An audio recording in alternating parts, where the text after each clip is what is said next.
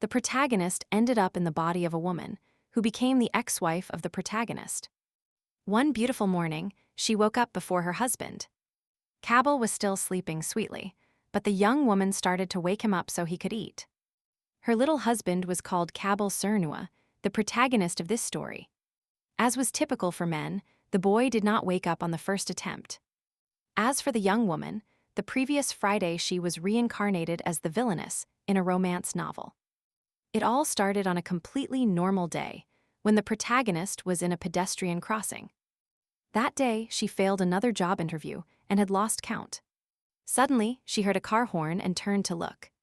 The child who had fallen on the road knelt down and was in mortal danger.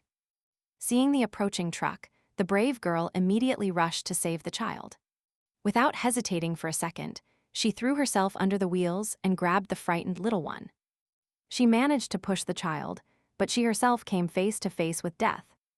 The protagonist saw the bright headlights of the car and held her breath at that moment. After a while, she opened her eyes and found herself in a place unknown to her. The girl was surrounded by a transcendental space and decided she had died. It seemed that the afterlife existed, but the poor thing didn't want to leave that way. Suddenly, a system panel appeared in front of her, and the afterlife became a digital age.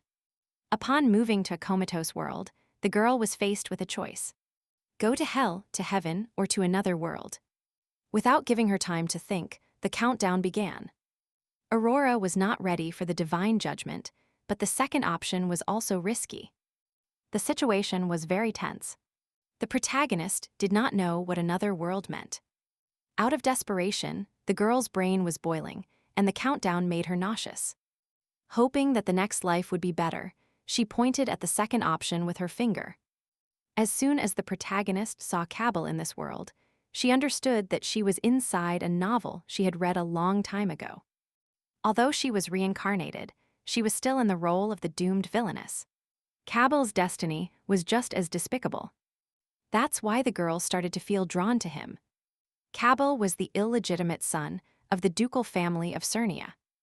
They abandoned him in an orphanage at birth, and there, the adults treated him horribly.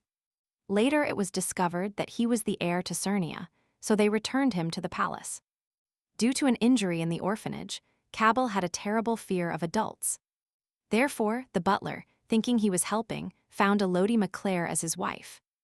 And with her, everything got complicated. Elodie mocked Cabell, performing horrible acts and taking control of the place. Fortunately, the protagonist appeared in his life. Later, Cabell received an imperial order and went to battle while still a child. There he found love. The princess of the kingdom of Div, the protagonist. Upon reincarnating, Elodie also wished to become a heroine. After gaining fame, Cabell returned with the princess and demanded a divorce from Elodie. However, his ex-wife flatly refused the divorce. Furthermore, she started mocking the princess, who had remained in the place. The protagonist knew that wasn't enough. Then, Elodie tried to kill the princess, creating a poison that turned the body to stone. The protagonist believed she was an alchemy genius and used it to kill people. Fortunately, Cabell discovered it before she succeeded and expelled her from the place. After Elodie contracted a disease with symptoms similar to her poison, and she died alone in the slums. And now the protagonist has lost her life and has been reborn as this villainess. Cabell still hadn't woken up, so she started shaking him. With effort, the little boy began to roll from side to side, but upon learning that Elodie would tell him a story, his eyes lit up. Then the boy got up, which pleased the protagonist. It had been a week since he was still afraid of her, but sharing a bed brought them closer. The beautiful young woman was sure that she missed warm hugs. After all, it was impossible to harm such an adorable child. By changing the course of the romance novel, the protagonist planned to accept the divorce quietly and move away. She wished to raise the boy with affection and hand him over to a heroine worthy of him. While Cabell slept, it was the perfect time to plan the future. After so long by his side, she finally had the opportunity to reflect. While writing a few lines, she realized these were all the ideas that came to her mind. Her plans included taking good care of her husband, protecting the property, and looking for a cure. Although Elodie didn't feel like letting Cabell go, she didn't have the power to stop the war. At age 13, Cabell would leave for the battlefield, where he would suffer humiliation for his small stature. But thanks to the trials, the young man would grow stronger. As she promised to feed and raise him until that moment, tears welled up in the protagonist's eyes. The territory of the duchy was vast and fertile, but the plant population had decreased.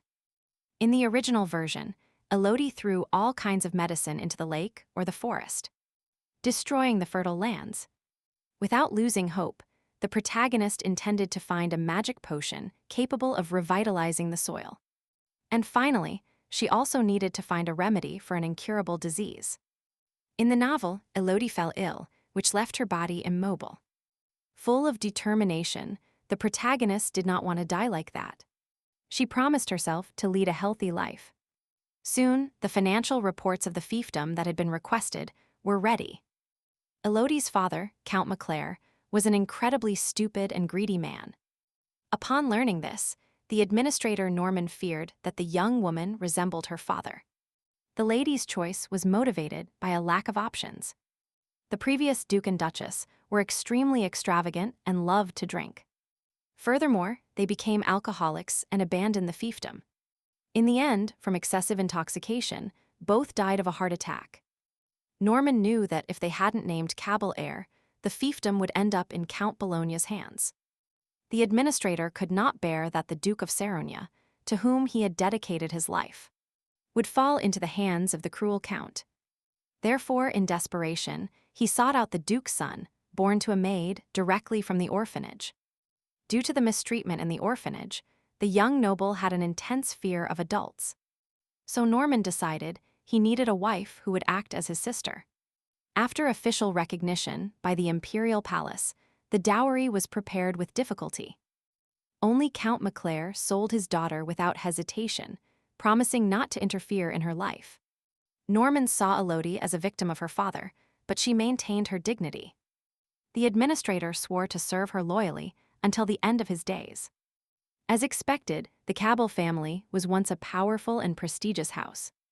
The first Duke of Saronia was a war hero who personally conquered vast lands. The protagonist knew that, because of Cabell's father, they were facing great financial difficulties. Somewhere in the castle, the Duke hid gold coins and jewels. Suddenly, the lady instructed Norman to find a fencing instructor for Cabell. According to her, he had to start now if he wanted to lead the clan. Without a doubt, the administrator promised to report as soon as he found one. Thinking of the master's grandfather, Norman could finally receive the former Duke with dignity. Little Cabell loved sweets. That's why Elodie always made sure he didn't eat too many desserts. The little boy accepted instantly, but still grabbed a small cream cookie. At that moment, a thunderclap of her own disappointments seemed to roar over the young woman. She wanted to give him as much as he desired, but too many sweets were not healthy. Cabell was a child, so Elodie suggested playing hide-and-seek. But first, she asked him to call her mommy. Until the boy brought a princess home, she planned to be mommy. Anyway, being mommy, Cabell understood he should call her that. After those words, the lady asked him to count to 10 and ran to hide. The little boy, with innocent eyes, watched her walk away and counted slowly. It seemed their game was completely carefree, and the moment stood still. But with every second, the boy's gaze grew colder. Taken aback, Elodie turned around and saw indifference in his eyes. Suddenly, Cabell ran towards her and hugged her. He took her in his arms. The lady considered it a trap, but the boy didn't care. That moment of childhood innocence remained intact and pure. The young heir liked spending time with mommy. He hoped she wouldn't leave. The boy considered mommy sweet and kind and never planned to let her go. From that day on, the heroine relied on the fencing master for the Duke's education. Sir Bedos accepted the offer, but instead of the Duke, he saw a cowardly boy. The remnants of the past prevented Cabell from fully integrating into society. It was evident to Elodie what the man was thinking. She intended to resolve it.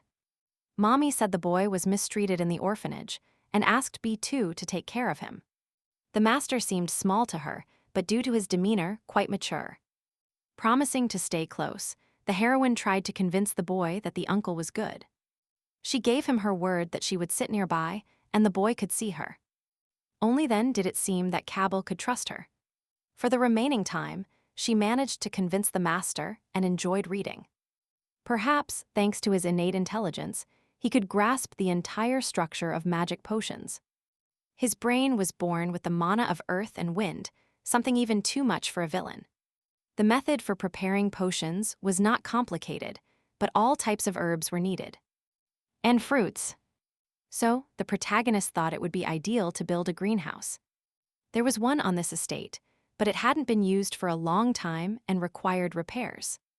This made the girl think she would soon have to force open a secret vault. This was all for the estate, so she was sure the Duke must understand. As he was not focused on the book, he didn't notice something. The sword the young Duke was fighting with suddenly appeared in the air. Unable to hold the weapon, the boy fell to the ground and felt unwell. The determined knight Bedoz asked the milord to stand up and firmly grasp the sword. What milady saw during the sword lesson made her boil with anger. She started shouting that Bedoz was aiming the sword too aggressively at the boy. Thanking the master for his effort, Elodie sat the young Duke sideways across her lap. There his lesson ended, and Mem returned to the palace. Sir Bedoz understood that he should have taught someone more gently at least once. But he was aware that authoritarian parents were quite demanding. Now the master eagerly awaited the next lessons with the young Duke of Cernu. When the stars lit up the sky, it was time to change into his nightgown. Elodie helped the Duke put on his shirt, always remembering his fragile body. When the young woman first saw Cabell, she was horrified by his injuries. Over time, she got used to it, but she could no longer allow him to be harmed. Suddenly, the protagonist noticed that the boy was clenching his hands strangely. His hands, scraped raw after training, were hurting intensely.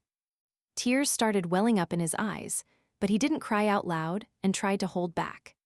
Seeing him struggle to hold back tears, Mem suddenly had a revelation.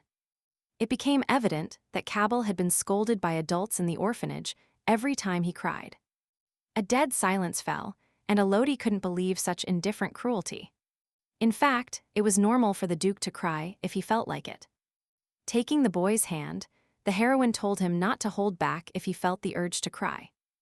The boy could cry. He wouldn't be punished for it here. Now the Duke could do it whenever he wanted. Milady proposed agreeing to that. If Cabell suppressed his emotions, he would get sick. It was best to cry his heart out. At that instant, the little boy was incredibly happy and bloomed before her eyes. Like a flower.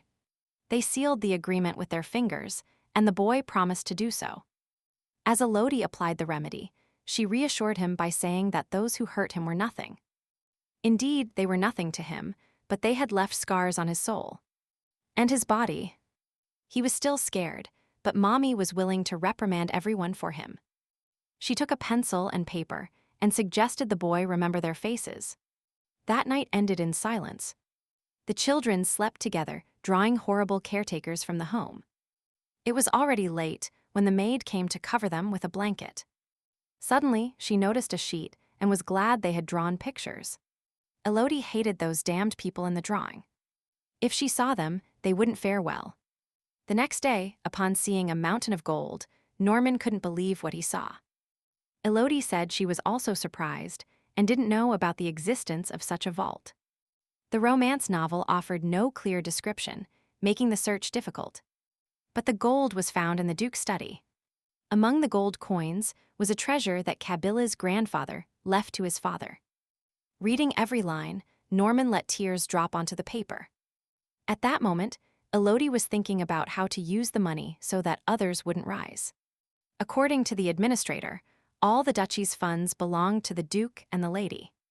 So, the lady ordered that part of that gold be used to strengthen the knightly order. Finally, they will be used in the war against Cabilla and must guarantee his safety. Strengthening the knightly order was necessary to protect the county governed by the young Duke.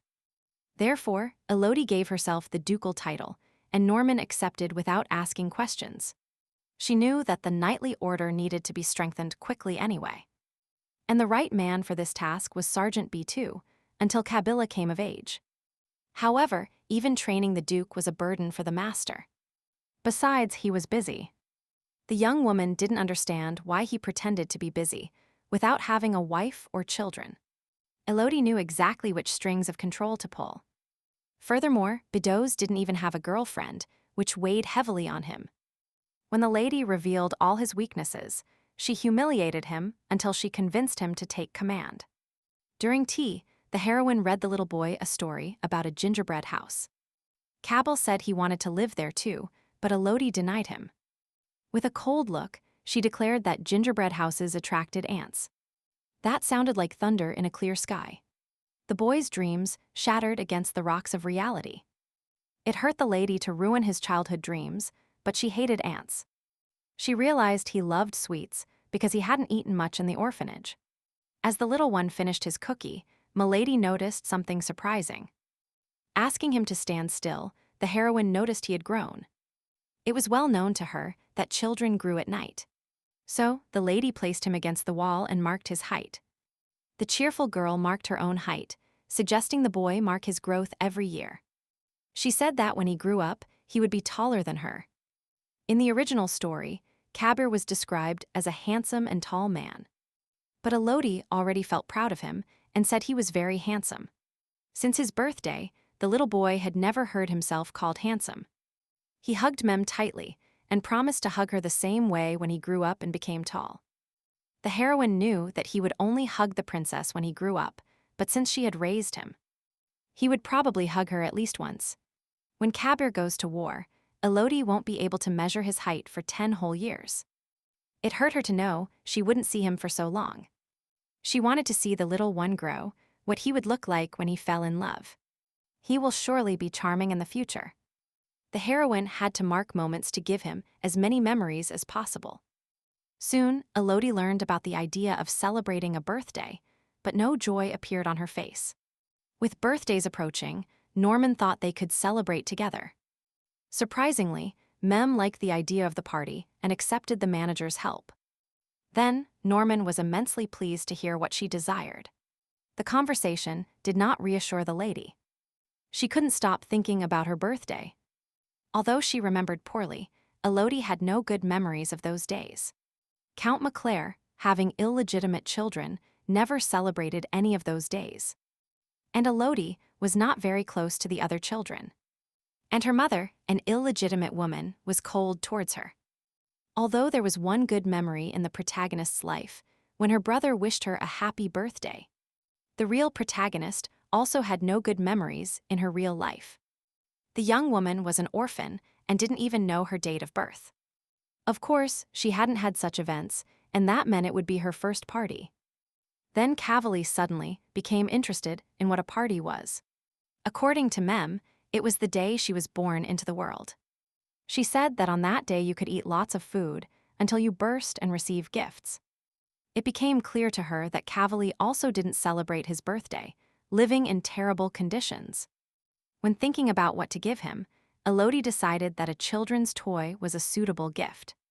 The baby learned faster than other people and learned a couple of words in an ancient language. That made sense, as later he would have to become a master of the sword. A sword master uses their mana to create an aura. Cabral had a high level of control, as learning the ancient language was easy for him. A multi-tiered cream cake with strawberries became the main decoration for the party. All the important figures of the palace gathered at the birthday party. The maids watched with joy the gift they had prepared for their lady. The dress the color of a clear sky was amazing, and bows adorned the braids. The girls praised her appearance and suggested they exchange gifts too. Then, the maid handed Mommy the gift Elodie had made herself. Shyly, she handed the box to the boy and said it hadn't turned out very pretty. Inside the box was hidden a pink plush bunny with buttons for eyes. Cabral was so happy that he lunged at the doll and squeezed it tightly against his chest. When it was the Duke's turn, he gave Milady a small box with a bow. As soon as Elodie opened the gift, she couldn't contain her joy. The box was full of candy, and inside there was a note with a declaration of love. Time passed quickly, and a year later, Elodie was 14 and Cabilio was 8.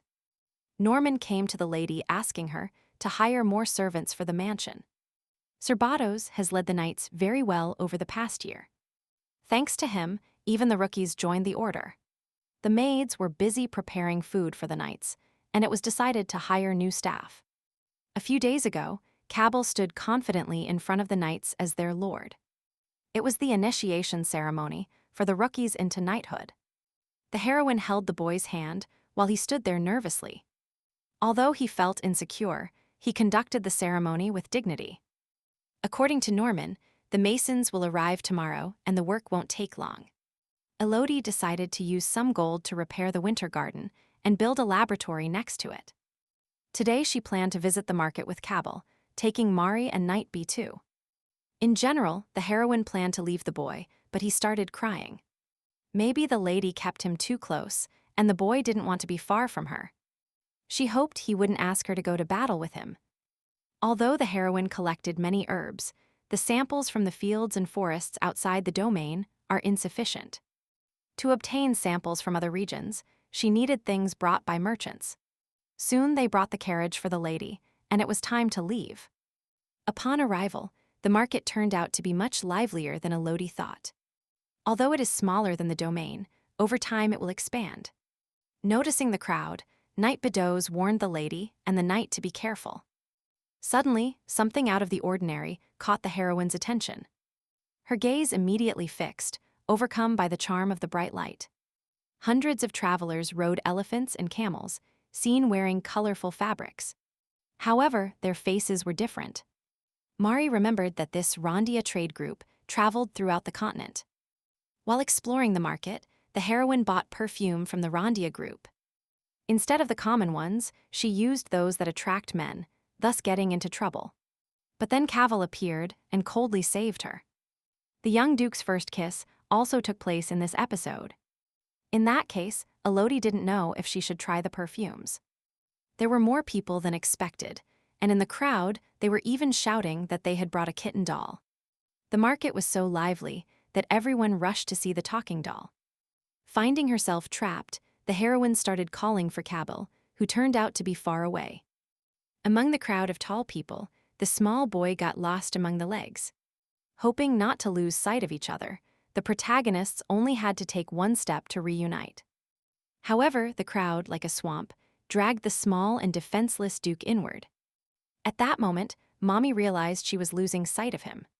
After a few minutes, they managed to get out, but Cabell was nowhere in sight.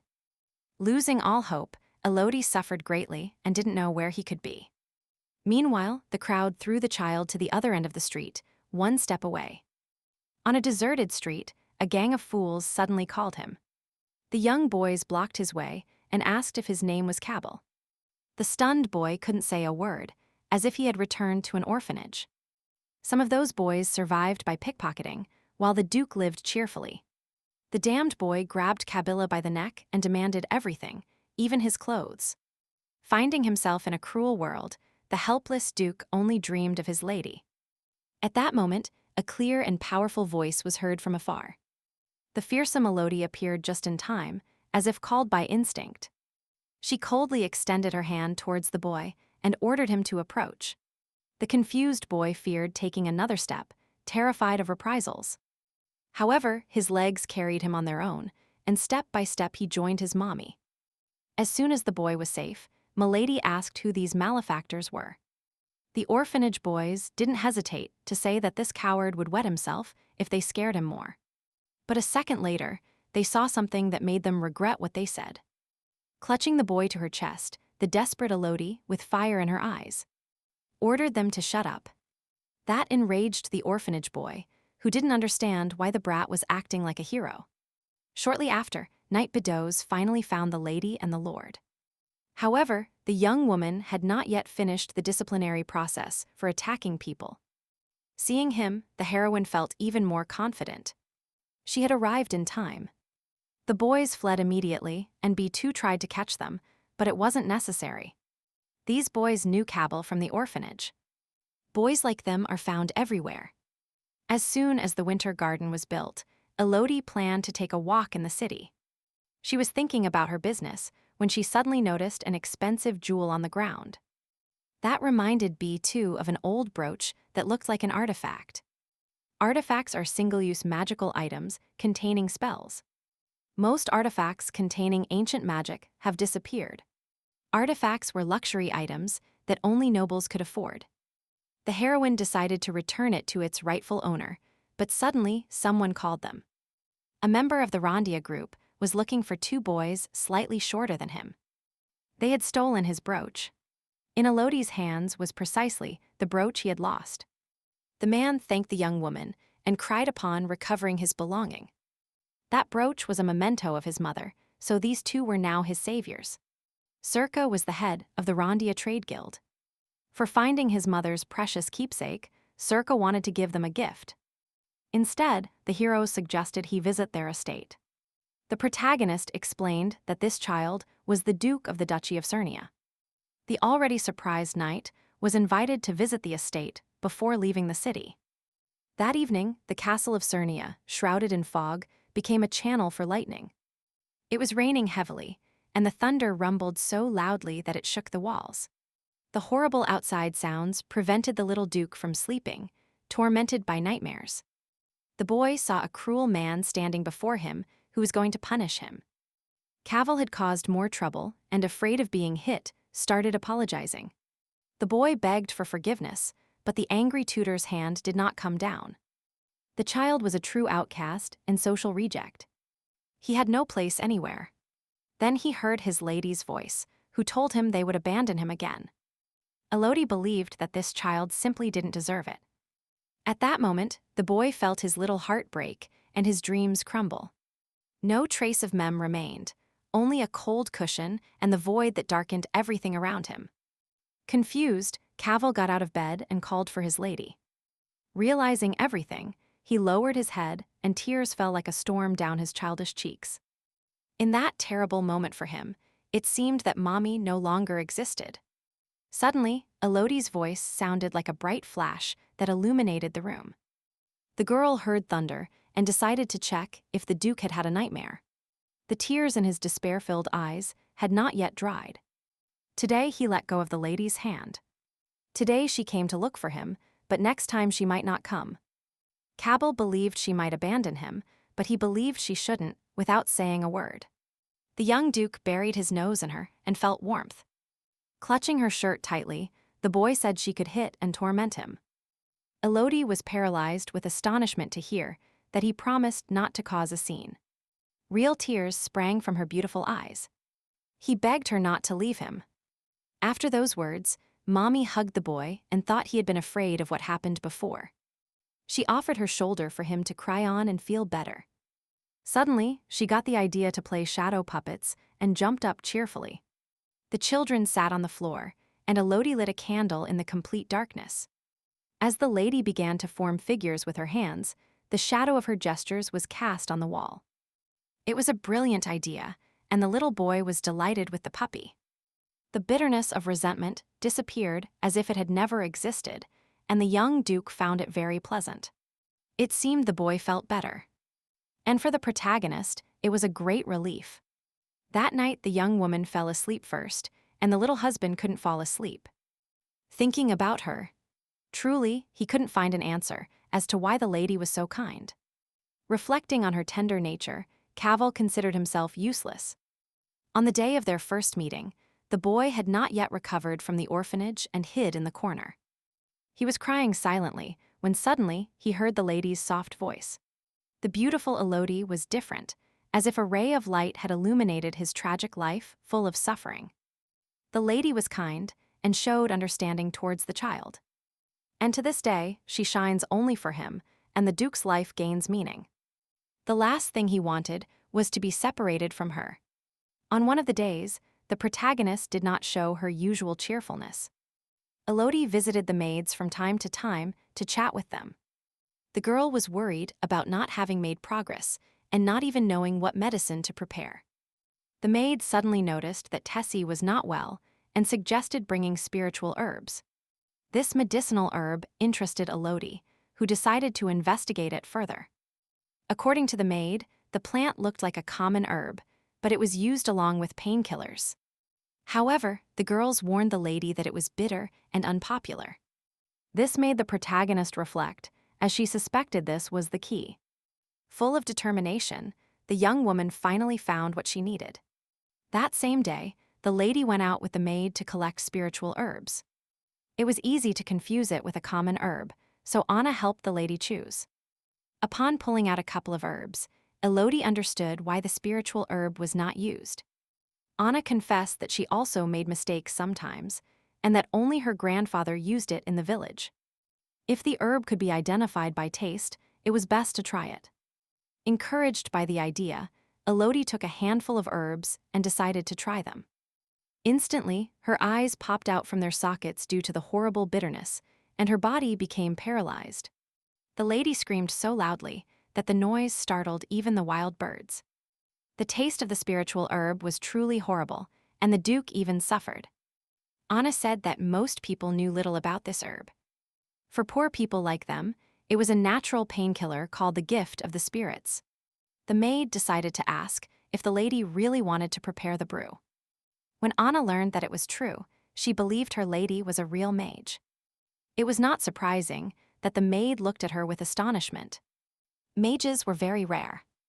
Long ago, a great mage born from nature bestowed his magic upon the people. His disciples recorded his magic in an ancient language to pass it on to future generations. However, the temple withdrew most of the books written in the ancient language and declared them forbidden.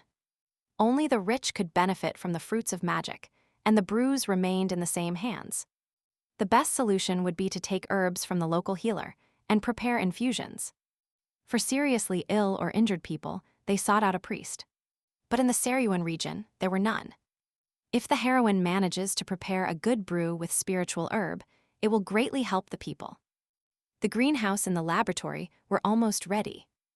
Now the success of the project depended entirely on her. Soon, the beautiful greenhouse of the Seryua Palace was ready. After much effort, the protagonist finally finished the magic potion. The result depended entirely on the mana, so it was an endless cycle of attempts and failures. But since it was Elodie, it wasn't surprising that it finally worked out. Milady couldn't deal with the bitterness, but now she had created a perfect analgesic. By saturating it with mana, the bitterness decreased, and the protagonist transformed the potion into a pill. She subjected herself to the test. She cut herself slightly and experienced no pain at all. Now she wanted others to try it too. It was time to finally test this miracle pill. Elodie began searching the palace for anyone injured or needing help among the maids. Seeing Tessie, she remembered that the girl was not well.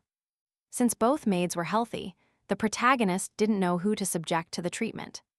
Then, one of them suggested trying it on the nightly order. And soon Elodie arrived at the nightly order. But no one expected her visit. Perceiving fleeting memories, the knights already guessed what the lady would complain about today. However, she just needed to know if anyone was injured. Suddenly, someone called the protagonist, but the familiar voice did not cheer up Lady Maclaire. Smiling warmly, Lady Sola observed that the young woman was beautiful today. The lady of the nightly order spoke not because she was sick, but for someone else. During the previous training, Ren suffered a lot. It seemed he was the only one beaten by his beloved. Then, Lady Maglar spoke of the magic potion that she herself prepared. It was not medicine, but it had an analgesic effect. Ren feared it might be poison, but furiously, Elodie shouted that she wouldn't give him something like that. However, Lady Sola would drink it, even if it was poison from her lady. Suddenly, the girl hugged the young man and asked him to stop resisting and drink. Poor Ren barely had time to scream when the pill was already in his throat. The knight worried in vain, as Elodie did it quickly. The taste was a bit bitter but bearable, and the pill did relieve the pain. Ren couldn't believe that his shoulder no longer hurt. According to the lady, the effect of the analgesic would last about 24 hours. Considering her a genius, Lady Sola wanted to hug and kiss her. Anyway, the heroine was happy that the remedy worked. Ren was excited that she put effort in every day, and all her efforts yielded results. The cheerful Miss Maclaire hoped that Cavil was too. Of course, the young man's eyes shone with happiness. It seemed impossible that he was lying. Several days later, the head of the Rondia Trade Guild came to return the favor to the heroes.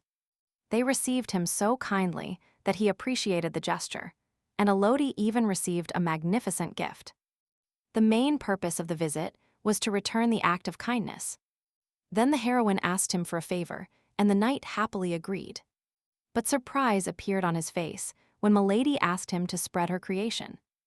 It was done by a child, but the lady's analgesic was a real breakthrough. Seeing the small vial, Circa mistook the pills for candy. Then Miss McClare explained that it was an analgesic whose effect was guaranteed. After hearing this, the guild head was surprised. He had a magic potion in his hands. It didn't surprise Elodie that he was shocked. It was a magic potion in pill form. It was wrong of him not to verify the effect immediately. Until now, Circa couldn't believe the girl had made it herself. If the guild master verifies it personally, Mommy will confirm it without a doubt.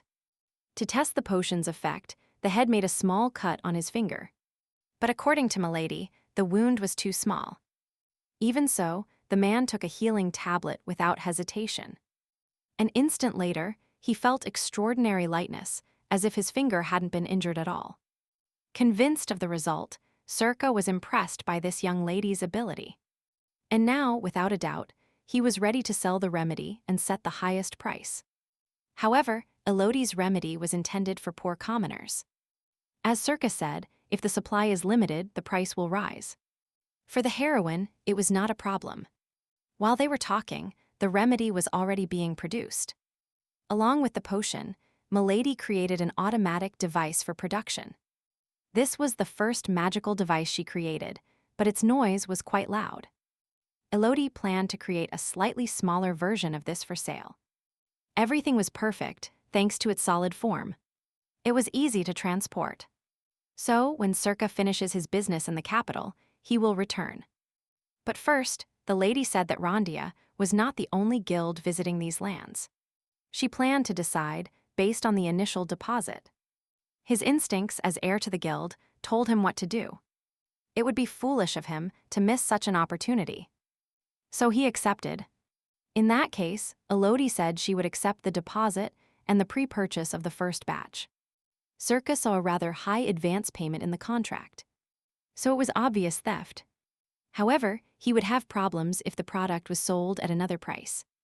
In that case, Elodie would not give permission for the second batch. Although she was already of age, the heroine was very stubborn. And now, the Lord was ashamed to have doubted that child even for a moment. They agreed on that and sealed it with a handshake. If this deal went well, Circa hoped Milady would trust them with other medicines too. When the time for inspection came, the Lord promised to bring someone. When everything seemed to be going well, Cavil suddenly ordered him not to touch the lady's hand. Elodie tried to reassure him, saying it was just a handshake. To avoid causing a scandal, the man said goodbye and left immediately. "That's wonderful, my lady. Did they offer such a large dowry?" Cheerfully, Mommy hugged the boy and promised to make him rich. The next day, Elodie arrived to ride. He had a talent. Cabell was sad, so she suggested they go for a horse ride together. Mommy warned that in battle, he would have to overcome the fear of horses. But suddenly, the administrator's hurried voice was heard, running at full speed. She knew that Count Bologna had arrived, the one who hated Cavil. Count Bologna, unlike the previous duke, was a complete scoundrel. Since his childhood, he indulged in the worst vices, drugs, gambling, and more. Before dying, the duke ordered that the Duchy of Cernia should never fall into Bologna's hands. That is why they desperately sought the young master. While waiting, Count Bologna observed that the estate had turned into a slum due to the creature's actions. When his brother died, the duke believed the duchy would be his. If he had obtained this vast land, he would have become an unparalleled aristocrat. Now the count couldn't contain his rage at the one who dared to snatch his property. After some time, Elodie and Cabell arrived at the estate to meet the guest. The lady bowed politely and said she was happy to see him. On the count's property, on the land that belonged to him, this offspring played at being adults.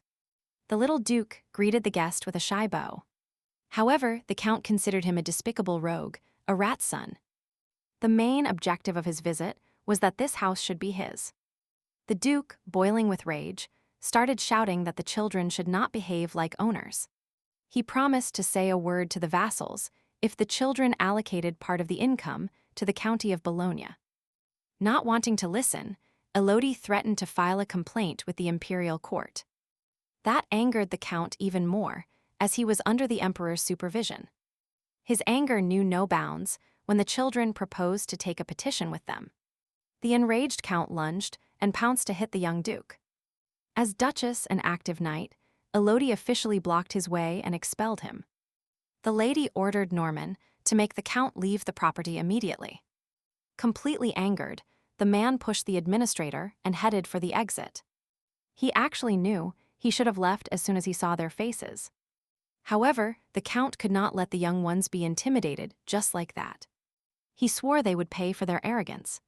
A few days later, the protagonist found time to inspect the lands. She understood when Count Bologna mentioned the matter. The border areas of the Duchy of Cernia were under the control of vassals.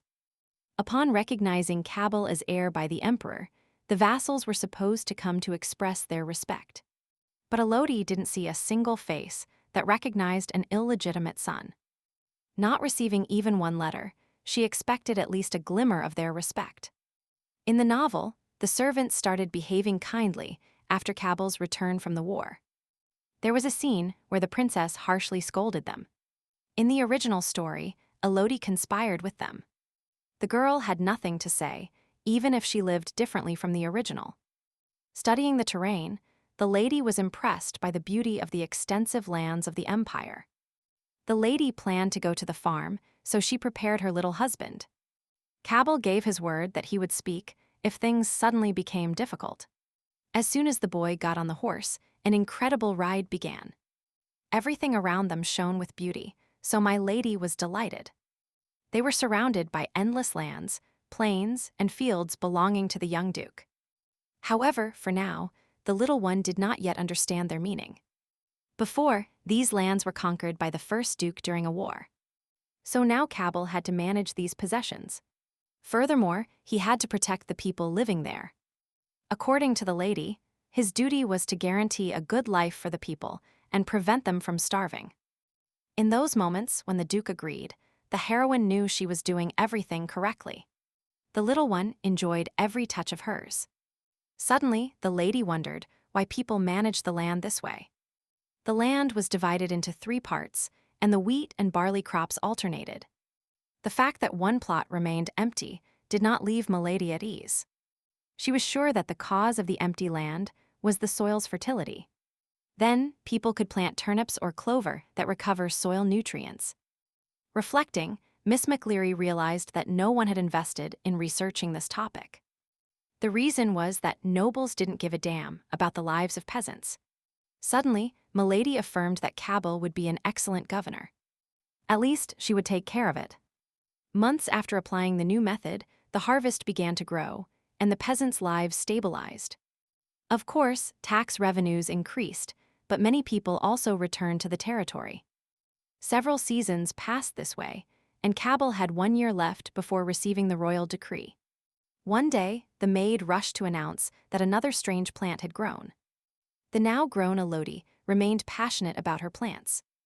Lately in the greenhouse, unknown plants had grown, even to Anna. Curiously, she remembered some of them from her previous life. Elodie also prepared medicines and ointments to stop bleeding in preparation for the war. Anna said that Cabal was still training and had now increased his training hours. So, Milady asked the maid to prepare everything for dinner so they could eat upon his return. The protagonist wanted to go see Cabal, but since that day, she could no longer do so. 3 years ago, the boy declared his desire to train with Brian. That's why he said Milady no longer needed to come. She stayed to watch, but felt she was in the way. If one thought about it, when Cabal first used the magical items, it shocked Elodie. The young woman understood that the boy was already an adult and no longer feared Brian. That's how Milady felt, as if for the first time sending her son alone to school. Soon after reading the newspaper, the protagonist discovered interesting things. From the news, she learned that the temple had joined the war. The Empire of Heklos was the largest on the continent, and the war, which would soon break out. It started on the eastern continent, in the Empire of Urda. They hunted people who denied the religion of Tizer, which most inhabitants of Frilla believed in. One after another, they invaded small neighboring countries. Then, they declared that they would return the mana to their emperor god. And they began killing priests and mages indiscriminately, calling them heretics. And it is in this war against the Urda Empire that Cabal will reveal his potential. Upon learning of the war, Milady seemed tense, which was immediately noticeable. The maid said she had heard that another priest had been kidnapped. Elodie didn't even want to hear how long these savages planned to continue. If the Empire and the Great Temple had really collaborated, Cabal wouldn't have been taken so soon. At first glance, the Empire and the Temple seem allied, but in reality their relationship was far from good. The Emperor wanted the war against Urda, which even reached the western borders. But the Temple couldn't stand taking orders from the Empire and continued to oppose the war. However, the Hurtons more frequently killed mages and priests. And finally, the Emperor and the Temple joined forces. As soon as the war started, internal dissent resurfaced due to the struggle for political power. And it is precisely in this chaotic alliance that Cabal will lead the war to victory. By then, Cabal had already returned from training. The news in the newspaper was becoming reality. The boy would leave soon. The protagonist fervently wished for her little one to return home safe and sound. Creating too many offices proved extremely inefficient. Elodie thought about why the dukes had created separate libraries. Anyway, Milady managed to find a book on the history of the Duchy of Cernia. Hoping to find something useful for Kabila, Milady decided to read it. The book mentioned that the first duke used an artifact to possess an ability. It was the same brooch that appeared in the portrait of the first duke that the protagonist had seen earlier. Now it was clear to her that this was the artifact in question. The brooch should have been inherited. But Elodie had never seen it. She even started to think that the previous duke had sold it. Anyway, she decided to search for the presence of hidden mechanisms.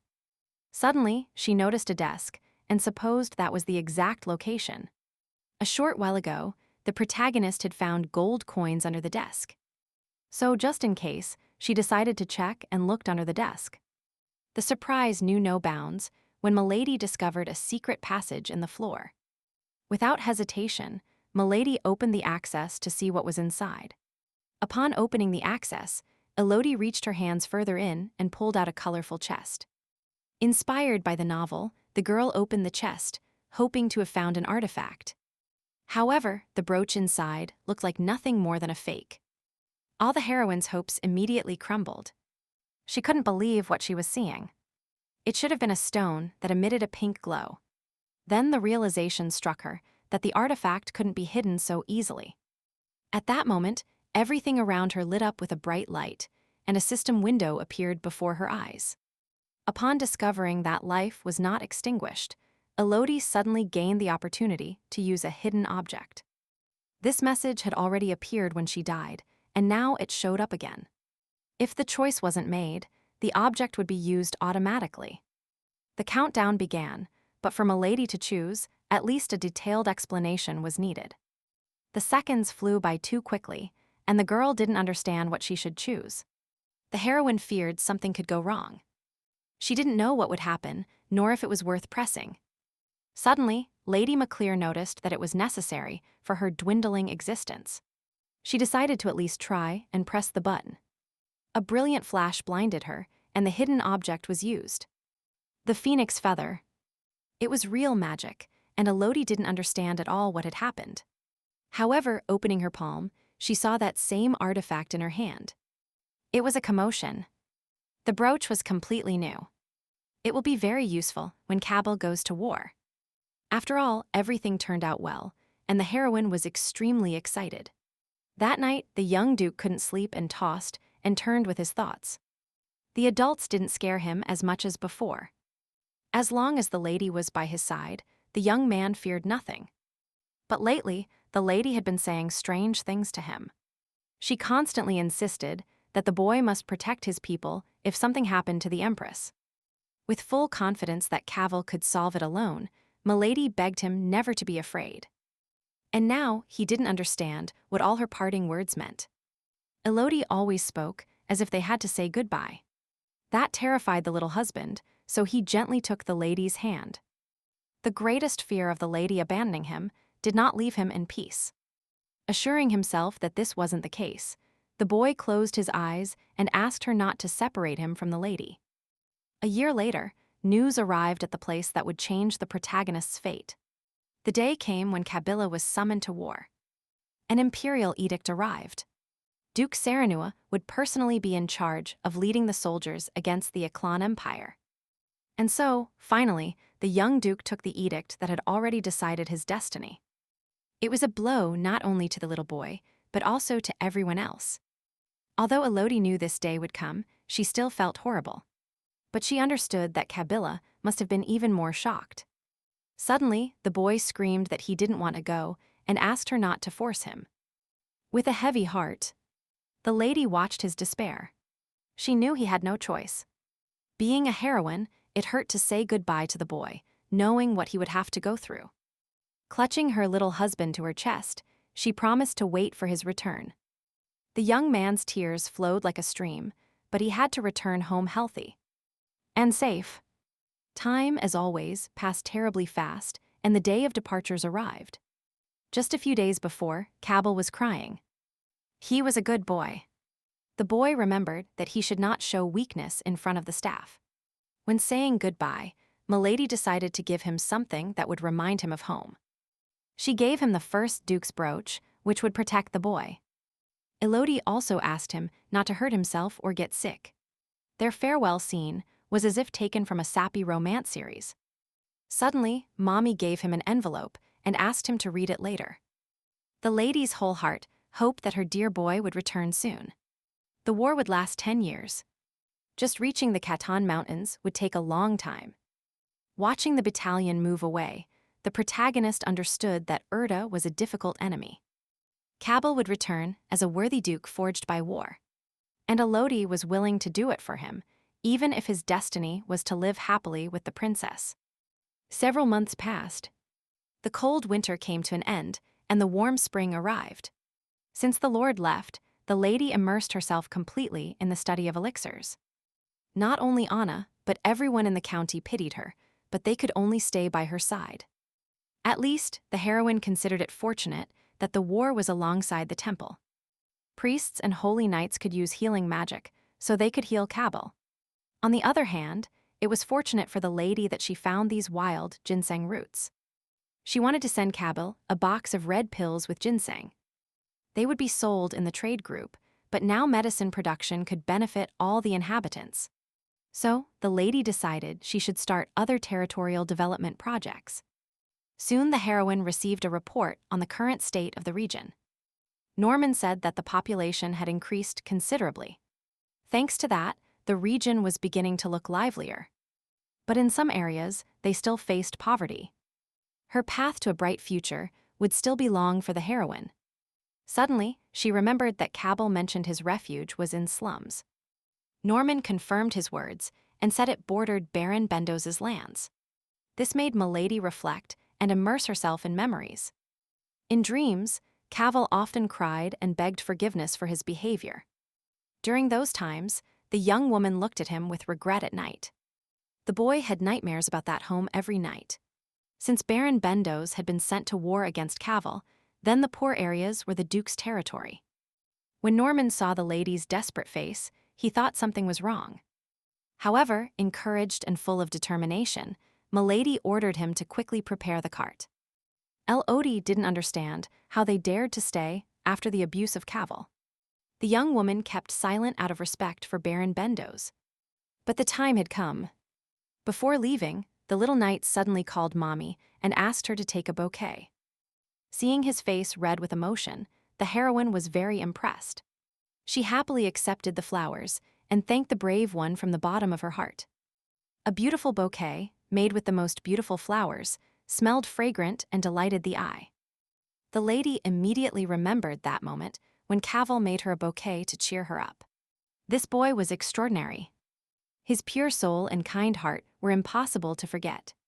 So, Elodie started to be interested in what Cavil was doing at that moment. It wasn't long before the brave milady arrived at her final destination. The building was abandoned, the windows broken. It was impossible to keep the children there. At that instant, a man appeared in the doorway, convinced that the lady wanted to adopt the child. Lady Maclaire indicated that she wanted to see the children first thing. Seemingly noble, the man couldn't understand why she had come to the shanties. Although it wasn't his business, he courteously let them pass inside. What she saw was imprinted on her mind, as if she were facing hell itself. The situation was worse than what happened when Norman went for the man. The man justified the children's thinness, saying they were shanties. Although it would be strange if it weren't so, the milady impatiently demanded to see the manager, irritating the man. Then she saw her, a lady who thanked the visitors for their effort. The children were starving, while the manager wore luxurious dresses. The lady offered the girl a boy or a girl, but Elodie said it all happened 6 years ago. When the thin boy with black hair and pink eyes was mentioned, the administrator's expression changed. However, she claimed there were many and she couldn't be certain. Then the protagonist accused the lady of violence and forced detention of children. She showed a drawing of Kabila and said that upon seeing it, the lady could no longer deny it. It seemed those childish scribbles were just a joke to the administrators. From milady's determined tone, it wasn't apparent she was joking. So, under the lady's order, the knight threatened the man with a sharpened sword. Miss Maclear claimed that he was the one who beat Kabila the most. But the knight denied everything. But now it turned out that the one they had mistreated was the owner of these lands. The administrator was stunned. But at that instant, the maid reported that they had arrived. Immediately, the knights burst into the building and ordered them not to move. They tied them up tightly, but the administrator couldn't allow such treatment. Everything was simpler than it seemed, as Lady Elodie was the current owner of these lands. Until the end, the master kept shouting that he was only doing what the administrator ordered. The orphan children were rescued from the clutches of brutal caretakers. And finally, they achieved their freedom. But now the question arises of what to do with these children. The protagonist's crazy idea was to build a new shelter and send them there. Everything was over, and the lady thanked Sir Tyrion for his escort. Under the command of the magnificent Duchess, from now on there will be no destroyed slums on her lands. Joy almost gave Norman a heart attack. It was for Cabell, but Mem was also urged to protect the lands for defense. That land was very valuable to her. That's why she didn't want to abandon it, not even after the divorce. It seemed the heroes were united under the same sky, always together. Only late at night, Cabell opened the envelope and read his lady's letter. Even if he was scared or missed her deeply, the boy couldn't show weakness. He read every line, written with love, barely containing his tears. As Mem said, the young duke must be strong. The worst happened in the dark forest, where the knights went. In the thick undergrowth, fierce goblins lurked, waiting for human flesh. As soon as they sensed the smell of people, they immediately sprang from their ambush. And they rushed at them. The situation was terrifying, but the knights defended bravely. The perplexed little duke stayed away from the battlefield. It was the first time he had seen such creatures. His hands trembled holding the sword. The boy was scared. When nobody expected it, a wild beast pierced the knight guarding the duke. An enraged goblin lunged at the boy, and the child shrank in fear. But at the last instant, the hidden strength within him emerged and defeated the goblin. It turned out to be easier than expected, but the knight couldn't stop worrying. At that moment, Cavalier ordered them to form ranks to cross the forest as quickly as possible. The previous injury didn't let him live in peace. Suddenly, a knight entered his tent to make sure everything was fine. Knight Bedoz gave him analgesic medicines from Lady Elodie. The knight thought about calling a priest if the pain was intense. There were enough pills, so Cavil took them without hesitation. In reality, it was the first time the young duke had seen blood since the orphanage. but he still committed himself to practicing fencing. It seemed His Majesty had gone too far. Such a young man was sent to lead knights, even though it seemed a certain death. Rumors even spread that the Emperor and Count Bologna had made a pact. The boy felt too weak and longed to be stronger. He searched within himself for the strength to protect everyone and suddenly heard a voice. His only desire now was to return to his wife. However, in his mind echoed Elodie's voice, begging him never to give up. The girl insisted that her little husband was the supreme lord of the land. Suddenly, the master returned and announced it was time to rest. Bedoes warned that they could collapse if they tried too hard. But those words went in one ear and out the other. And Cabal continued swinging the sword. Several years will pass before the young master becomes a stronger knight. Everything was so difficult that the boy could barely believe his own mind. Upon hearing a strange voice, the Duke believed Brian was calling him. The night ended calmly, and the boy fell asleep before midnight. He remembered that the fencing master had scared him during the day. Brian claimed that ghosts lived on the battlefield, mocking shamelessly. The frightened boy started to think that the voice he heard was from a ghost, just imagining it. He buried his face in the pillow and squeezed his eyes shut. He wanted to be so strong that he would never be afraid of ghosts or voices again. But at that moment, the voice asked if Cabal Sir Hua desired strength. He was completely alone in the room, so he was even more scared. Upon getting up, he suddenly noticed that his brooch was shining strangely. It was unusual, but the boy supposed the voice came from the brooch. At that instant, the voice called the heir by the name Sir Hua and ordered him to answer if he heard. The voice wished to endow the young duke with such strength that he would fear nothing. Then Cabal asked who he was, but the voice was looking for a girl with pink hair. Probably he meant his wife, who had given life to the brooch. The stranger said that this girl saved him when he was about to disappear. However, the Lord knew that Duke Serenua was the true heir. In ancient times, he chose the first serene and generously shared his strength with whoever signed a contract with him. The boy also wanted to sign a pact, as he needed power. However, his wife had told him not to trust strangers easily. That's why the little one went to sleep.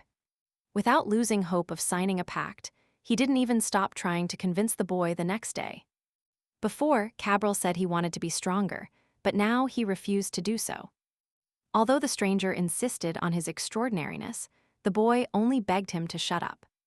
From that day on, the brooch spoke incessantly with the little duke. Serene blood can use natural mana, and Cabral could amplify that strength. And give it to the brooch. For the young hero, it sounded like he was the only one losing here. Longing to gain power, the voice insisted that the boy could become a master of the sword. And by gaining that strength, the Lord could break the seal and regain his full form. Promising to release everything he had, he said he would be the most powerful ally. However, the Duke didn't care who this mysterious specter was, nor what his name was. As the Lord supposed, the boy should have accepted by now, but he kept refusing. Suddenly, the figure trapped in the brooch remembered that the boy had been constantly thinking about his wife. It suddenly asked if Cabal wanted to return to his wife. In reality, the hero wished to return to her, even if it was one day sooner. Then the deal was his way out, as by freeing the stranger, the war would end in the blink of an eye. And a closing of an eye. The voice claimed it had no reason to lie, because if they didn't reach an agreement, it would remain rotting there. Furthermore, by being a complete spirit, the Lord would be bound to whoever freed him. These were convincing arguments, so the young knight Cernia considered the deal. Then, the young hero asked the spirit to put everything in writing. And when everything was ready, he got to work. Finally, they could finalize the pact. The spirit of the Fire King introduced himself as Ifrit and asked Cabal Cernia to pronounce his name. The boy fully trusted the spirit, and holding the brooch in front of him, articulated the name Ifrit. Right at the instant he sealed the pact with him, the brooch instantly shone. Flashing waves of energy rose. Cabal perceived an overflowing aura. It felt like a true miracle, as if he were reborn. The form of a beast emerged. Cabal closed his eyes against the intense light.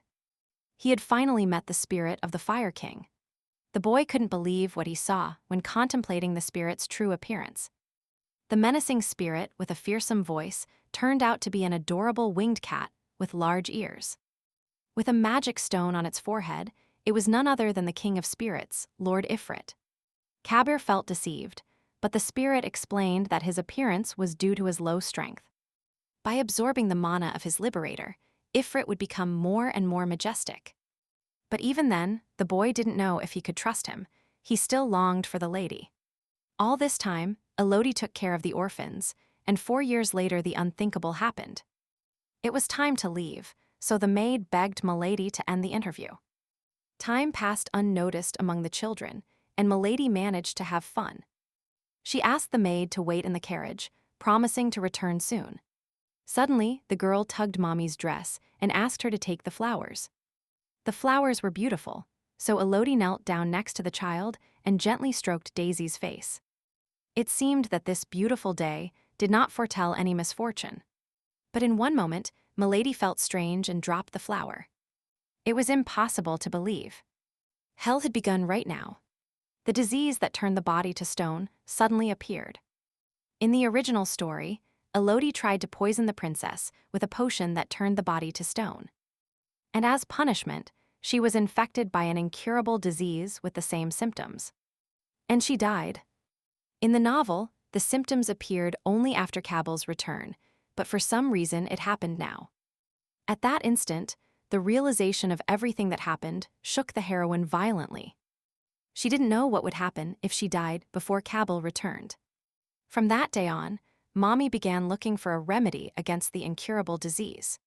She asked Circa to buy all the herbs in the world and collected and studied all the books about herbs. The lady consoled herself by thinking she would soon find the remedy.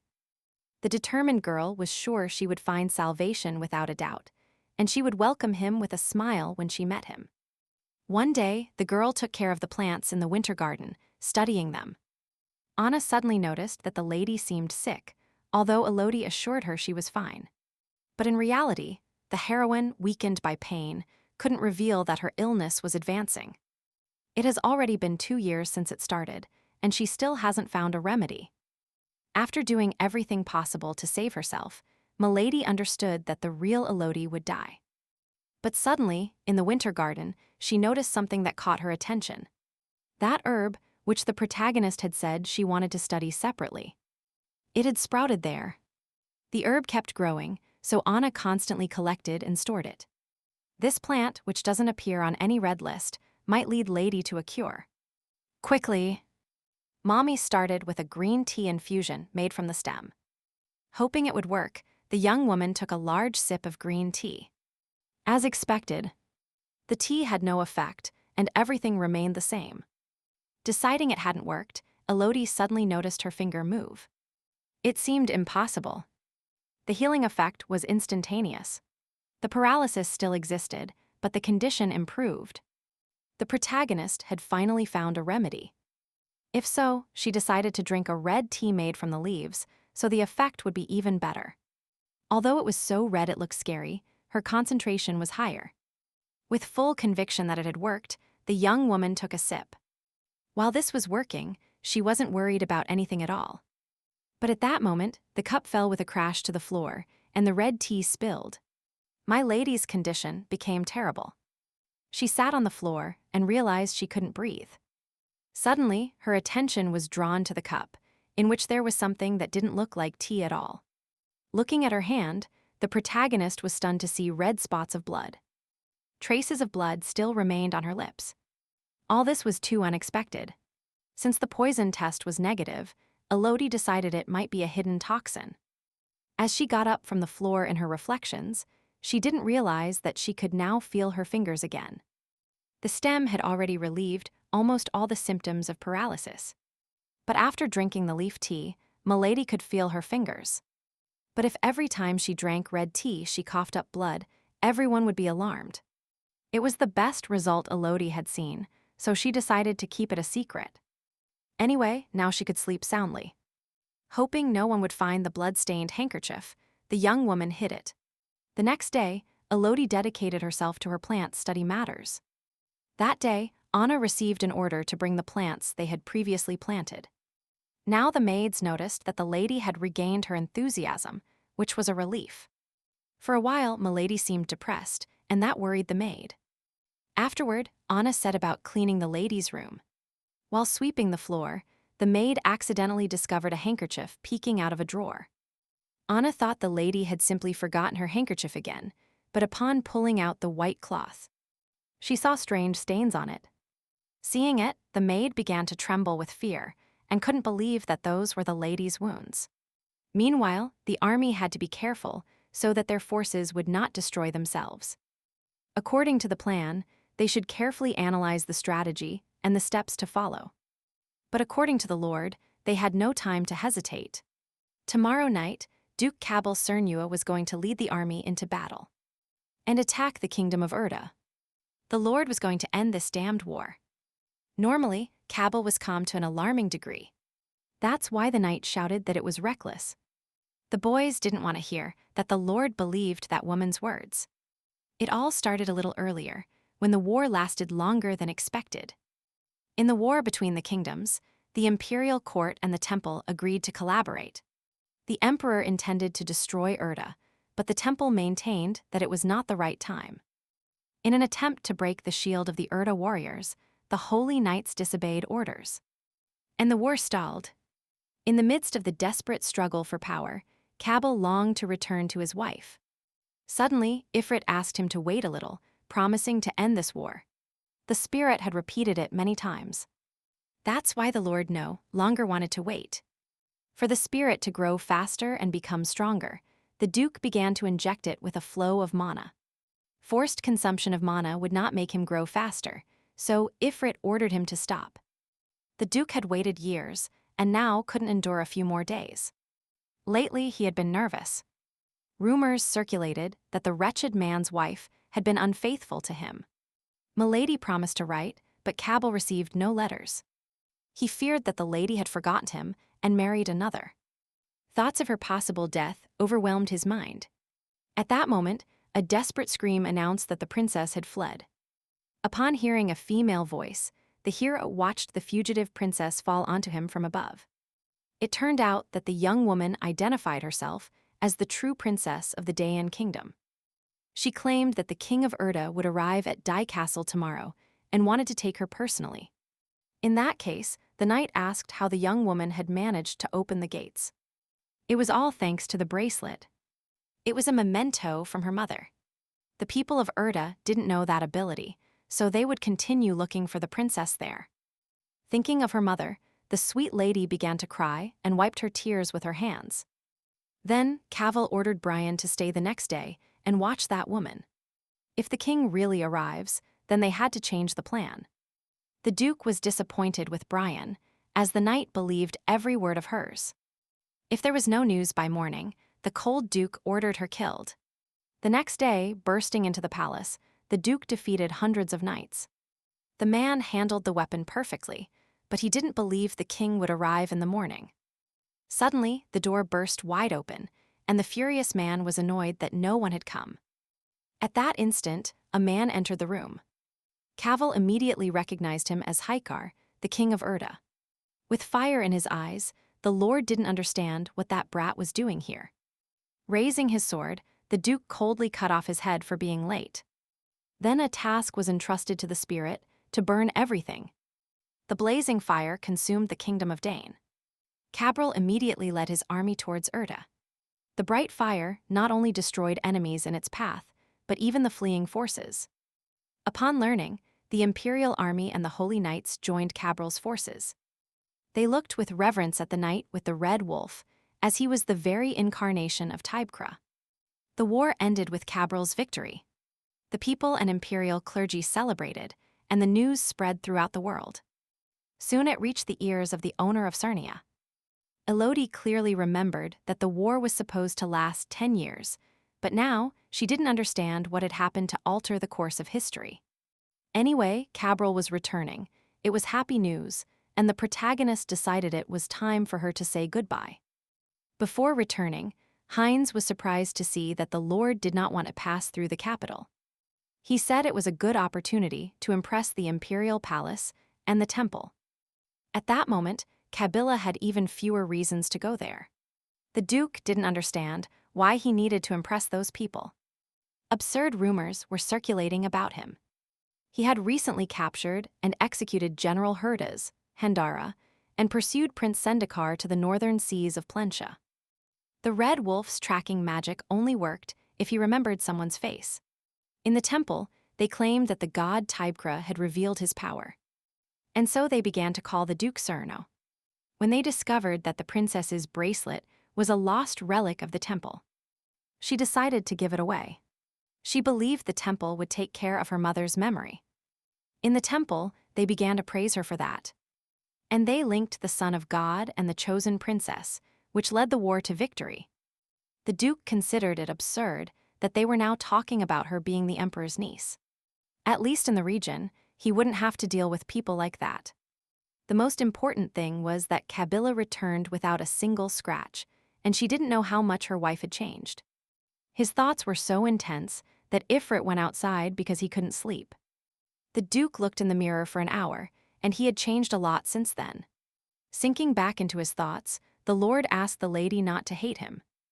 That day, the Cernia estate was so lively that it cheered up its lady's sight. It was probably because the lady had returned. Elodie was sure that Sir Tyrion wanted to see his brother, whom he hadn't left with on that occasion. However, she realized that the Lord was admirably leading the knights. The knights praised Tyrion, and the young man blushed with pleasure at the compliments. The lady already had to leave and thanked the brave knight for everything. As a token of gratitude, he wanted to accompany her. But Lady Elodie left without waiting for him. Overwhelmed, she collapsed exhausted on the bed. The girl had become so obsessed with the war that she forgot all the other parts of the story. 7 years had passed, and the noble and pure Cabal could not forget his lady. He never replied to her letters, and Lady Elodie hoped the divorce would proceed without complications. Elodie would simply disappear from the castle, as if she had never existed. She hoped the Duke would allow her to live peacefully in some remote village. A few days later, everything at the Cernia estate was being prepared for the master's return. The Duchess would see her lord again after so long, and she had to give her all. When it was time to leave, Norman entered to accompany the lady downstairs. The heroine felt uncomfortable wearing clothes she had never worn before. Elodie was going to be the first to mention the divorce. She was prepared to divorce him. Immediately, the royal gates opened, and dozens of horsemen galloped in. The brave and valiant Cabal returned as a true hero and handsome man. As he approached, Elodie stood motionless before his beauty and didn't know what to say. The young Duke was amazed by his charming wife, and Lady didn't expect to see him change like that. Surprisingly, the Duke took his beloved and held her tightly against his chest. He had missed his wife for years and could finally feel her warmth. Lady's amazing surprise knew no bounds. For her, it was even excessive. The army of knights watching from the side had never seen him like this. Heinz hadn't even thought the Lord was capable of such tenderness. As Brian said, the Duke was very close to her. The Duchess practically raised him. The knight warned that, in the future, Heinz must not dare to be rude to the Duchess. Heinz expected something grand, but there was only a brazen woman. He believed that Princess, the head of the family's niece, would be much more worthy. The head of the family wanted to unite them, and the princess had no objections. It was the best option. Only Heinrich wanted the commander, who saved the head of the family, to be truly happy. And the princess could melt his stone heart, not the woman who ruined his fortune alone. While the maids celebrated the reunion, they said the lady had an incurable disease. They didn't know what to do with the lady, as she had suffered all this time. Upon learning, Norman asked the girls to calm down. Tears would be of no use to them, so they should try not to be sad in front of her. Norman was sure there was a reason for her discretion and asked them not to show it. After the long-awaited reunion, Cavil couldn't let go of his wife for long. When he let go, Milady told him she had been through a lot. The castle servants were so happy that they interrupted their conversation. And they started crying. Then, Elodie asked the butler to guide the knights to their rooms. Seeing that her husband was very tired, the heroine suggested he go in and rest. Now, after years, Milady's hand was much smaller compared to the Duke's. So they felt large and safe, and it was hard to believe they were hugging her now. Surprisingly, Elodie did not react to his warmth and withdrew her hand. She turned sharply and suggested they go inside quickly and rest. At that moment, Cabell understood that his wife wasn't very happy to see him. All this was bad and heavy. That's why Milady could barely hold back tears. His hands had so many scars, the Duke had been through a lot. Upon meeting, the young woman wished to hug him tightly and praise his bravery. Her heart beat too fast, as if it were going to jump out of her chest. Not forgetting her place, the heroine convinced herself that she was just very surprised. The room was exactly the same. Elodie had deliberately left it untouched. Cabell saw the room as he remembered it. Furthermore, the property looked magnificent. The Duke couldn't help but notice that the lady had done a lot in his absence. In reality, Milady wanted to show him everything to protect his property. The young woman told him to look around while she prepared some warm water. At that moment, the young man remembered her words that married couples could bathe together. The Duke was so close that Elodie could feel his warm breath. Of course, she remembered exactly what she had told him as a child, but now, in such an absurd situation. She couldn't explain it to him. Seeing her like that, Cabell blushed more and said it had been a joke. Never before had his face been so red from embarrassment. To break the mood, he went to ask the servants to prepare a bath. Left alone, the Duke noticed that everything was still the same. The strange thing was that only his lady had changed. He knew that she didn't want to see him now, an unpleasant feeling. That afternoon, husband and wife dined together, like in the old days. When giving orders to the servants, the words came out on their own, as if rehearsed. But now, being alone, the lady didn't know how to act. The atmosphere had changed. Cabell was already a man. Silence reigned. Their gazes met timidly. Even so, she had to lower her gaze to her plate. It was unbearable. They ate in silence. They hadn't seen each other for so long that they couldn't find common topics to talk about. Thinking of the lady, Cabell decided that she had found someone else while he was away. She was already beautiful before he left for the harsh war. But now the lady became even more dazzlingly beautiful. She was so kind to everyone that probably many fell in love with her. But the problem was that they were already married. Gathering strength, the heroine decided to tell him what she had heard about his achievements on the battlefield. Elodie, confused, was very nervous, but said she was proud of him. Afterward, she asked him to go rest, promising him she would be in the next room. That was too strange, so Cabell, perplexed, asked why she wanted to sleep separately. In reality, the lady expected divorce, and her husband already had a princess. Thinking about it, the young woman suddenly realized she had never seen the princess. In the original version, he returned with her, but the lady hesitated, thinking she was mistaken. Suddenly, the Duke's eyes darkened, and he said that married couples should sleep together. In reality, the lady taught him that. He knew that Mommy didn't want to be with him. She wasn't happy that the Duke had returned. Elodie, confused, insisted that it wasn't so, but she didn't look happy at all. She tried to show that it was a misunderstanding, but Cabell walked away hurt. Following him, the heroine told him that she had waited for him a long time. The young woman turned pale upon hearing that the Duke no longer saw love in her. Hoping to prove the opposite, she tried to touch him, but it was so difficult. According to the Duke, the reason was that she had grown up a lot. That's why Mommy wasn't happy. Upon hearing this, the heroine stood still and even forgot how to speak. She couldn't even put two words together, let alone hug him after so many years of separation. When she sent him away, the girl was still a child, and now he had returned as a handsome man. It was just that Elodie found it strange, not because she didn't love him. That day she called him Caro, but it brought no happiness to the Duke. Cabell wanted her to keep seeing him as the child. Many times he imagined that the lady would be happy to hug him and tell him he was cute. She would stroke his hair and tell him he was a good boy. The protagonist imagined such a reunion, with eyes full of regret. The young woman insisted that the Duke was still important to her. She said he couldn't even imagine how much she missed him. Seeing the tears, the Duke caressed the lady's cheek and asked her not to cry. Feeling the warmth of his hands, the tears dried.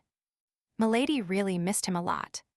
She was happy that her husband had returned safe and sound, and that finally made her smile. Suddenly, the heroine decided to show him something. A lot of time had passed. On the wall, the lady's height since the Duke left was marked. The young woman measured her height since then. She was simply bored and did it for fun. It meant her height was already like that. Even as a child, she looked mature and serious. Elodie followed her husband's height until she was 16, but then something happened. Since she didn't remember, Milady suggested measuring him now. She didn't expect the difference to be so big. Kabir had really grown a lot after the long years of war. It seemed Elodie's eyes were full of sincerity and joy for her husband's return. In that case, Kabir convinced her to sleep together, like a normal family. A little earlier, the man had asked the young woman to help him sleep. Upon hearing the request, Elodie was puzzled, as she had planned to sleep in the adjoining room. But Kabir hadn't lost his ability to persuade, so she couldn't refuse. And so the characters ended up under the same blanket. Only today did the protagonist allow herself to sleep next to the Duke. She had so many questions for him about how he had lived through those difficult times. The girl considered Kabir a good guy. At least today he had slept peacefully. First thing in the morning, the young man didn't know what he was doing, but he wished to hug Mem tighter. However, if he hugged her without permission, she might hate him. The boy tried to control himself, as he had to restrain himself. Elodie looked beautiful, even asleep, so Kabir covered her with a blanket. He couldn't sleep anymore, so the young man went straight to the bathroom. There he washed up and cleaned his beautiful face. Upon returning, he saw a daring Ifrit occupying his spot. Actually, the spirit of the Fire King wasn't there to see that despicable one. The boy just went to take a look at the man who saved his life. But at that moment, the hero's eyes filled with burning flames, and he told the spirit to leave. In the end, Ifrit left, but not out of fear, but because he was already leaving. The Duke returned to bed, enjoying the sight of his beautiful wife. When Elodie opened her eyes, she saw the Duke asleep in front of her. That day, Marie tried to dress the lady, but wearing those clothes made it uncomfortable for her to walk.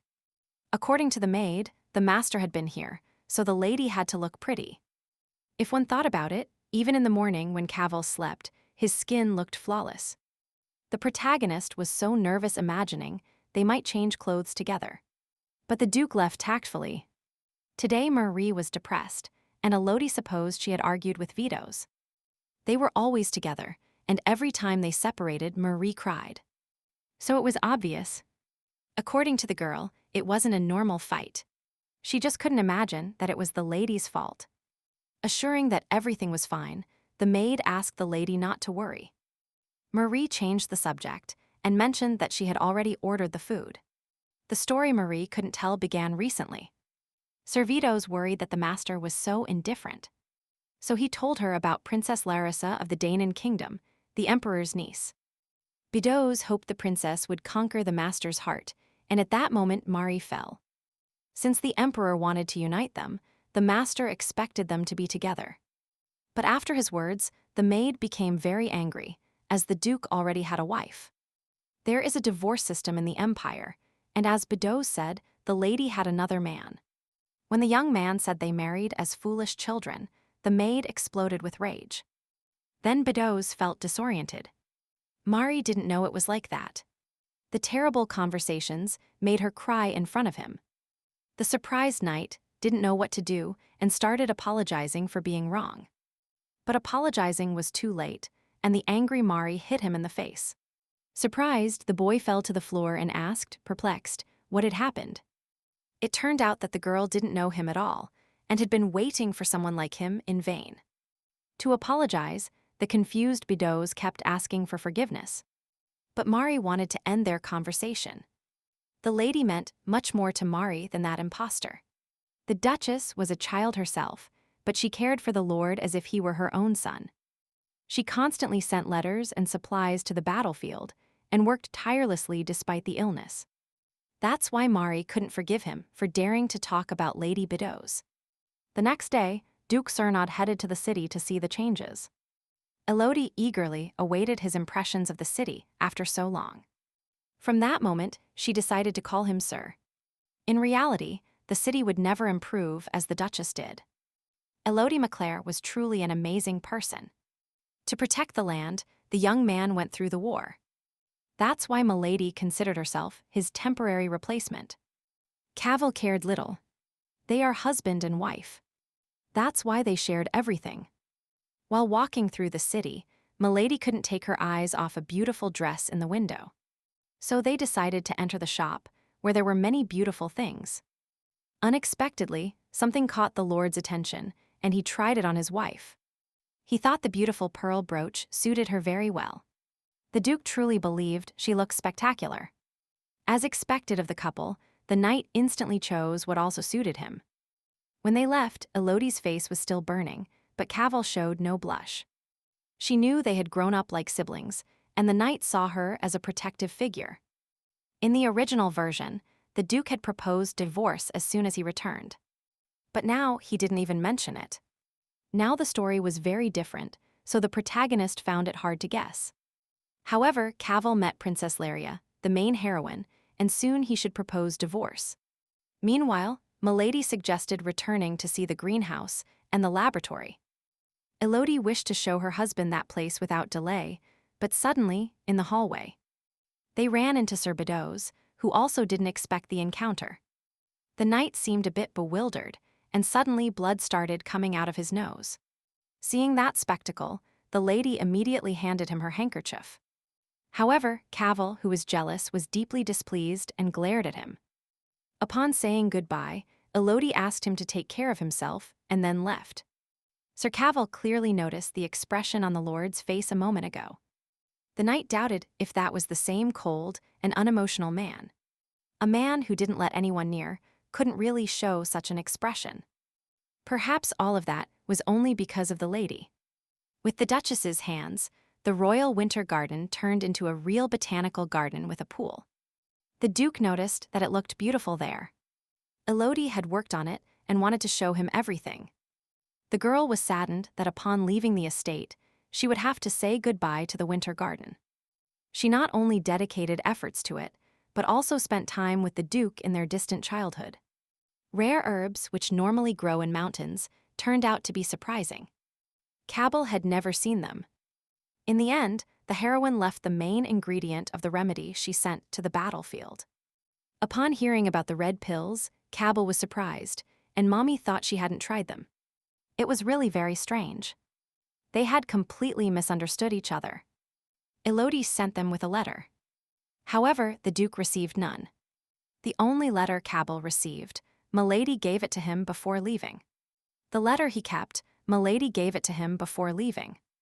Now the heroine understood that the Duke wasn't replying to letters because he wasn't receiving any.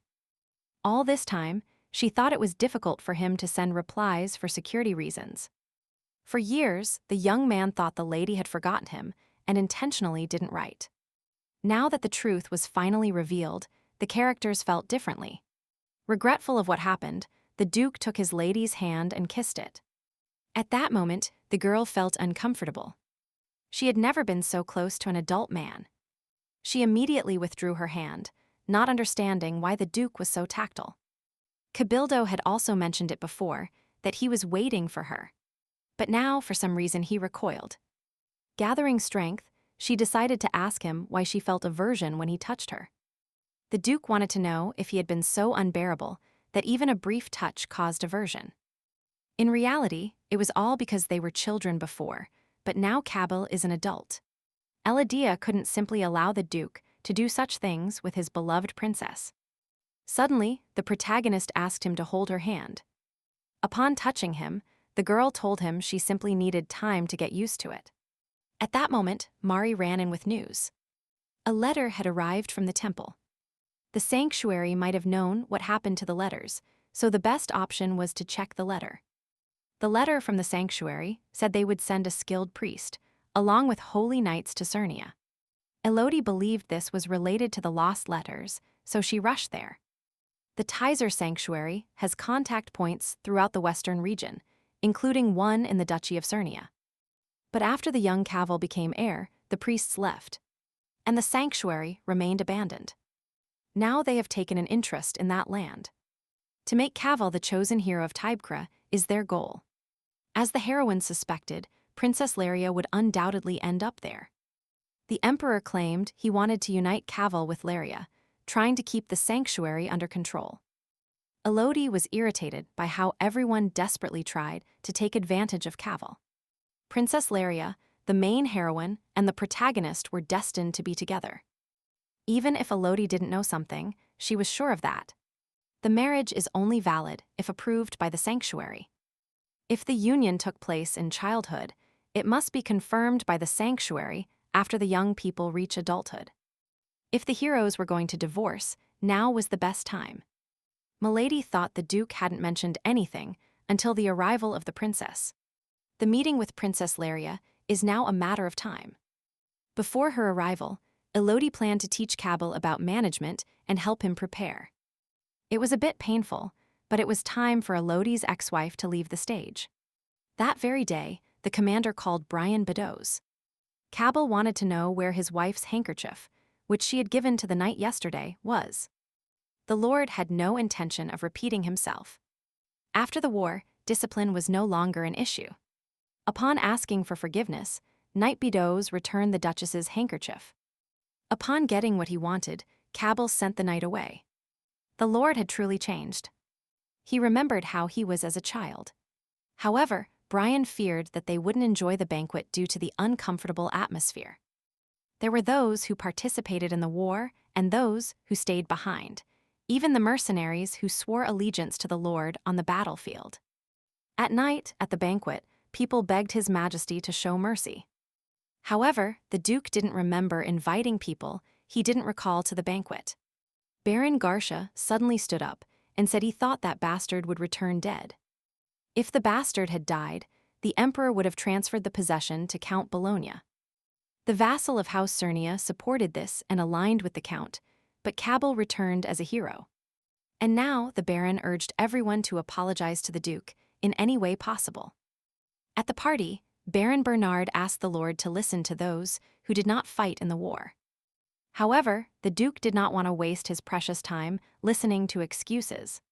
He didn't want the party to be ruined by selfish people who came solely for forgiveness. Trembling with fear, Bernard begged to give the loyal ones one last chance. Because of the vassals, the knights couldn't enjoy the party, despite it being prepared for them. The timing wasn't ideal, but the heroine hoped the vassals would come to apologize. The imperial family and the noble council would try to use Cavil. That's why Elodie prevented the lord from taking any action against them. Reassured, Cavil took his wife's hand and said he had heard the apologies. It was amazing, and the vassals of House Cernia thanked him for the display of clemency. In reality, Elodie couldn't stand it. The Duke held her hand in front of everyone, and he didn't even think of letting go. She believed that Baron Bernard, who fought alongside Cavil, would oppose the other vassals. But now he was on his side, which raised 1,000 questions in the heroine.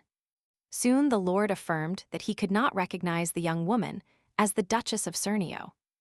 That's why he asked Elodie to divorce her husband as soon as possible.